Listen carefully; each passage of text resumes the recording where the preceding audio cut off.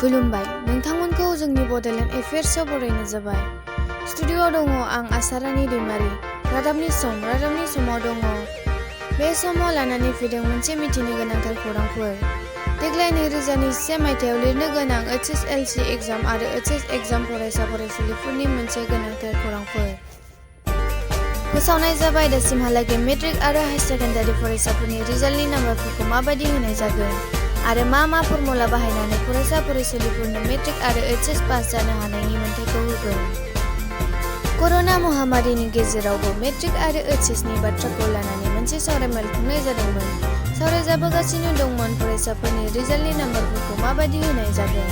बे बिथिंखौ लानानै गाहाय मन्थ्रिजों गनायथि होजानाय कमिटिया सावरायनानै थि खालामना लाबोयो मेट्रिक आरो HS रिजाल्टनि फिथाइखौ माबायदि होनाय जागोन। बे कमिटिया लानानै फैयो मेट्रिक आनजादनि फिथाइनि थाखाय 40:40:20 फर्मुलायाव नाम्बार होनाय जागोन। बेनिनो गासै 40 नाम्बारखौ क्लास 9 निफ्राय आरो 40 नाम्बारखौ क्लास 10 निफ्राय लानाय जागोन आरो बेनिनो एटेन्डेन्सखौ नायना 20 नाम्बार होनाय जागोन।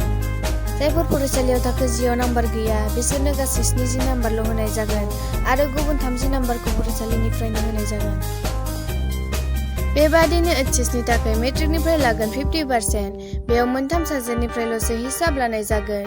मेट्रिकआव जाय साबजेक्टआव नोंथाङा बयनिख्रुइ बांसिन नाम्बार मोनदों बे मोनथाम साबजेक्टनि 50 नाम्बारखौ HS फरायसाफोरनि थाखाय होनाय जागोन।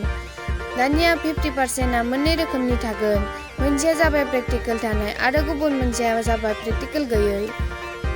जायफोरा प्रेक्टिकेल होनाय दंमोन बिसोरहा 30%खौ मोनखागोन आरो थाबावनाय 20%खौ इन्टारनेल एसेसमेन्ट, एटेन्डेन्स आरो एसाइनखौ नायना स्कुला 10% होगोन आरो गुबुन 10%खौ बर्डआ होगोन। आरो दानिया जायफोर साबजेक्टआव प्रेक्टिकेल गैया 40%खौ इन्टारनेल इभ्यालुएसननिफ्राय लानाय जागोन होनना बुंदों आरो 50%खौ मेट्रिकनिफ्राय होनाय जागोन, 10%खौ बर्डआ होनाय जागोन।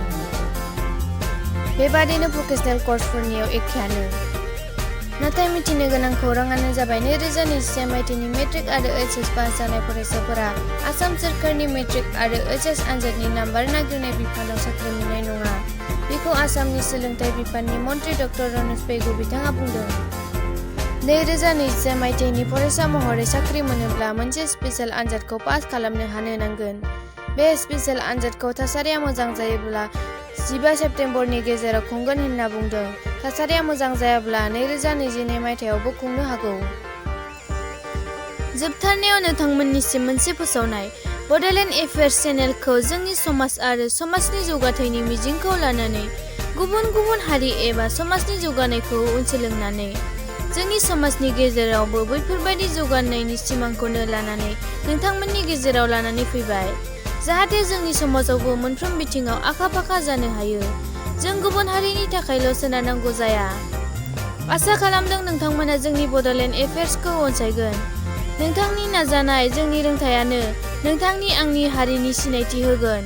बेनिखायनो नोंथांमोना जोंनि बड'लेण्ड एफेयार्स चेनेलखौ गावनिनो होननानै साबस्क्राइब खालामगोन। लोगोसे भिडिअखौ मोजां मोनोब्ला लाइक एन्ड शेयार खालामगोन। नोंथांमोननिसिम फिन अननाय खुलुमनाय बावहरनानै एसेयावनो दोनथ'नाय जाबाय। गोजोन्थों।